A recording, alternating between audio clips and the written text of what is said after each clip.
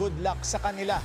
Yan lang ang masasabi ni Senador Risa Hontiveros sa usapang reconciliation ni PBBM at VP Sara. Sa ngayon, konsolidasyon ng kanilang hanay daw ang focus ni Hontiveros. Handa rin daw siyang maging standard bearer ng oposisyon. Narito ang agenda report ni Hannah T. Hindi naman nawala ang dilawan or pinklawan or pink part. Alam ko parts sila nung naging mga tagumpay namin ngayon at nadagdagan pa namin. So, dynamic siya and growing. At yun yung nagbibigay sa akin ng pag-asa at fighting spirit para sa mga susunod na laban. Magkaisa sa susunod na 9 na buwan. Yan ang gagawin ng oposisyon ngayong tapos na ang midterm elections, ayon kay Senator Risa Hontiveros.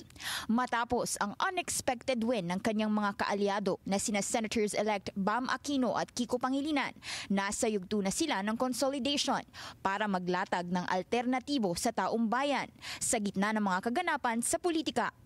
Rank 2 si Aquino sa senatorial race, habang pang-5 ang dating vice presidential bet na si Pangilinan.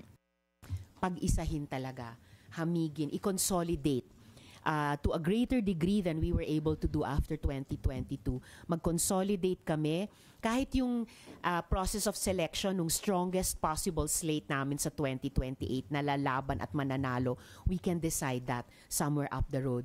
Wala pa silang frontrunner sa 2028 presidential polls, pero bukas si Hontiveros sa pagiging standard bearer.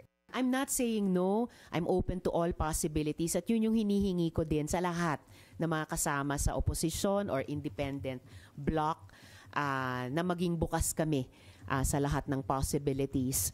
Tuloy-tuloy ang pag-uusap ni Hontiveros, Aquino at Pangilinan kung sila ang babandera sa minority o kung dapat bumuo ng independent bloc na mas malayang makakapaglatag ng mga panukala.